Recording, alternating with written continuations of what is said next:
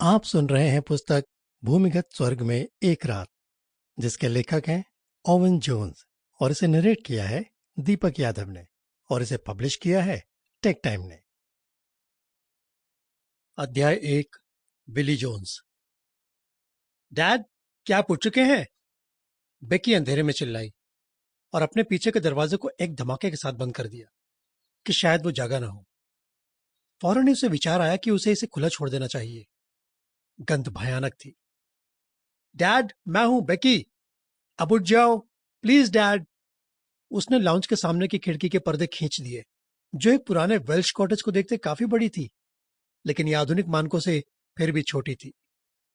उसने उसे उतनी चौड़ाई में खोल दिया जितनी खुल सकती थी और इसमें पुराने ढंग के खटके लगा दिए और फिर पीछे की तरफ बनी रसोई में चली गई।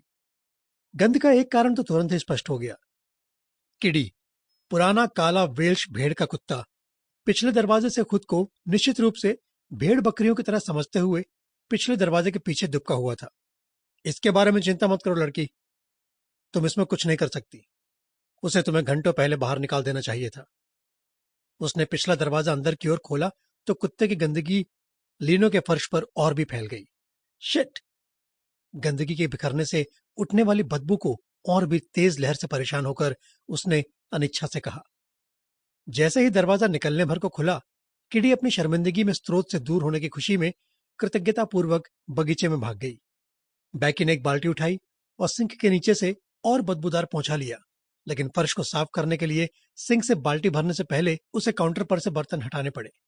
चूंकि गर्म पानी और अच्छे सफाई उत्पाद नहीं थे, तो उसे ठंडे पानी और साबुन के पाउडर का इस्तेमाल करना पड़ा। रबर के दस्ताने भी नहीं थे, इसलिए वो नीचे झुकी और कुत्ते की गंदगी साफ करने लगी।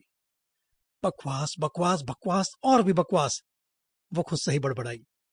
ये घर गंदगी का कुआं है। जैसे ही वो 2 कदम लंबी भूरी लकीर के चारों ओर घूमी, उसके जूतों के तलवे फर्श में अटक गए। पूरे रसोई घर को ही उबलते पानी से धोने की जरूरत थी, उसने सोचा। जब वो उस स्थान की सफाई से संतुष्ट हो गई, तो बैकी बाहर बगीचे में स्थित शौचालय में गई और पानी फेंक दिया। फिर उसने बाहर के नल के नीचे अपने हाथ और बाल्टी धोए, शौचालय से इसमें ब्लीच डाला, इसमें दोबारा पानी भर दिया और इस उम्मीद में इसमें पोंछा भिगो दिया कि यह खुद ही साफ हो जाएगा। वो फिर से रसोई में गई, सिंक में प्लग लगाया, एकमात्र नल चालू किया, खिड़की खोली और बर्तन भी पानी में भिगो दिए। खाना पकाने का एकमात्र बर्तन जिसका इस्तेमाल उसके आखिरी बार वहां आने पर किया गया था, वो फ्राइंग पैन था। लेकिन सभी प्लेटें, बहुत सारे कप और विस्की और बियर के गिलास गंदे पड़े थे। वह जानती थी कि इसका क्या मतलब है। एक तलना और सुबह, दोपहर को या दोपहर बाद चाय और तला हुआ खाना, शाम को तला हुआ खाना और बियर और सोने से पहले कुछ गिलास विस्की। स्थिति तेजी से बिगड़ती जा रही थी और अपने पिता को लेकर बेकी का धैर्य जवाब देता जा रहा था। हालांकि उसे अपने गरीब बूढ़े कुत्ते के लिए खेद महसूस होता था, जिसे उसके पिता के साथ इस तरह का सुअर के बाड़े में रहना पड़ता था, जिसे गंध और गंदगी से कुछ फर्क नहीं पड़ता था। जब वह बर्तन धो रही थी, तो उसकी नजर उस छोटी सी पर्वत श्रृंखला पर पड़ी, जो कुछ मील आगे तक चली गई थी, जिसे अब उद्यान का नाम दे दिया गया था, लेकिन जो तब सुंदर हुआ करता था जब वह घर पर रहा करती थी। पहाड़ हमेशा से उसके लिए एक अजीब सा आकर्षण रखते थे। इस संबंध में वो अपनी माँ पर गई थी।